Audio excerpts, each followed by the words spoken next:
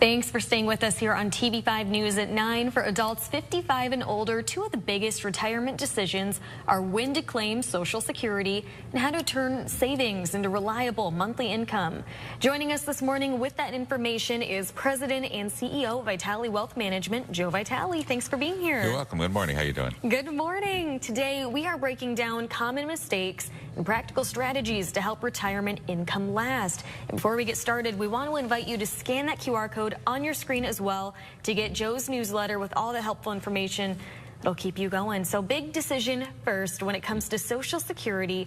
What should people consider beyond taking it as soon as I can?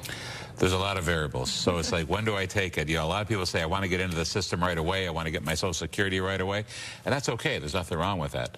But of course, every year you wait, it ramps up 6 1/4, 6 1/2, 6 3/4, 8%, depending on how old you are.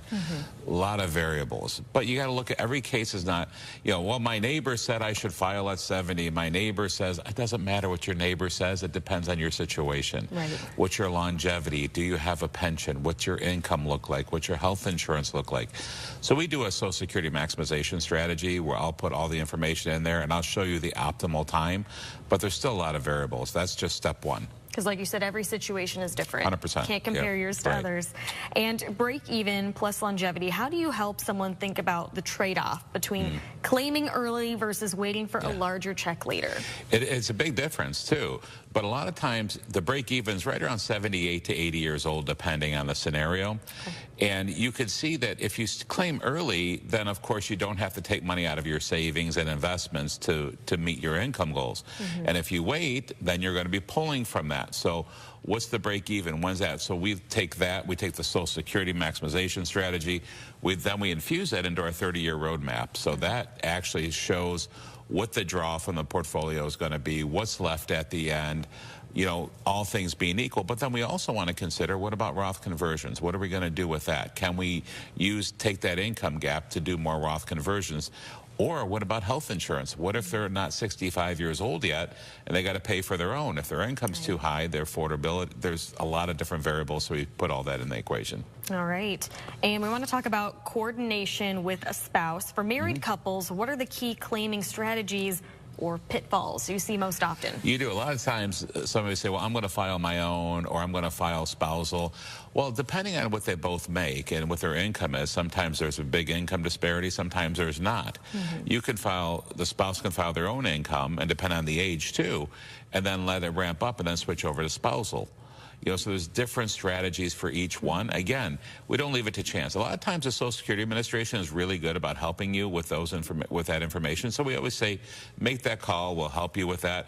But we run the scenarios as well, and that report that we do shows the best and the optimal time. But it all depends on the situation. Every case is totally different. That's right. Let's talk building a retirement paycheck. Once someone does retire, what is a simple way to structure withdrawals so our income feels steady month to month? Well, that's what we always say. We want that mailbox money, right? We want that piece of that peace of mind in retirement. So that mailbox money comes in the first of the month, just like clockwork. There's great ways to do that. We do that with dividends coming in every month. We do that with income coming in every month from the portfolios. But what if the market goes down? How are you going to do it? One of the best ways, a lot of people don't have the pensions. There are still some pensions around, so that really does help. But if they don't have the pension, we can build that in. We can take a portion, and with the interest rates being so high right now, turn that into a guaranteed monthly paycheck. Takes a lot of burden off the portfolio, so that every month there's income coming in, just like clockwork, just like your pension would be. All right. And which accounts first? In general terms, how should retirees think about the order of withdrawals, taxable accounts versus IRAs or 401ks versus Roth? Again, depends. Now, if they're under 65, we want to keep their income down. I've got clients who are under 65, and they got a lot of good cash on hand, so we're using that so that they can qualify for subsidies on health insurance. But depending, I love to take IRA money first, especially to make that income gap, to keep them in the 12% bracket if that's the case. And that allows us also to do Roth conversions. But if their income is too high, or if they have an emergency and they don't have enough tax-free money, then we want to pull from tax-free scenarios. But if they don't have Roths, then we have an issue. So it's all about making sure we've got enough emergency cash on hand in the bank, Roth money and IRA money, and depending on what their income is, we can pull accordingly. And by meeting with our clients 2 to 3 times a year, we're able to pivot. You know, if they've got a big expense like, Joe, I need a roof, it's $40,000. Well, now we can't really do much of anything without throwing you into the next bracket. So with proper planning, we won't get into that scenario. All right.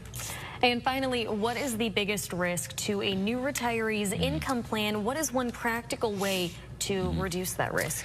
It's called the sequence of returns. If you look at the market in the last 25 years as an example, if you look at 2001, 2, and 3, we started off with 3 negative years. And then we had positive, then 2008 hit, and that was another huge negative years. That was called the lost decade. From 2000 to 2010, there was no growth in the market. So if you retired and you needed to pull 5% from your portfolio every year, you ran out of money. That is the biggest threat. You don't know where you are. You don't know if you're going to retire and you're going to have 3 negative years, 1 negative year. So if you don't plan for that, you're in trouble, right? So we always look at that. We look at the sequence of returns. We look at planning appropriately that what happens if we have a market downturn. Like in 2022, just 4 years ago, we had a 15 to 25, 35% pullback in the market. Well, if we didn't have a safe bucket of money to pull from, our clients were in trouble. So we always have that safe bucket of money, whether if it's in fixed accounts, whether if it's in fixed annuities, whether it's in bank money, just to make sure that if the market goes down, we don't have to sell stock when the market's down. Making sure you're properly allocated. All right. Lots of great tips, as always, Joe. Thank you so much for being here. We appreciate it. My pleasure. Thank you. And don't forget to download Joe's newsletter to get all the market updates and more. You can just scan the QR code on your screen to get access. We'll also have a link on our website. If you want more information on today's Aging in Style, head to the features page at WNEM.com.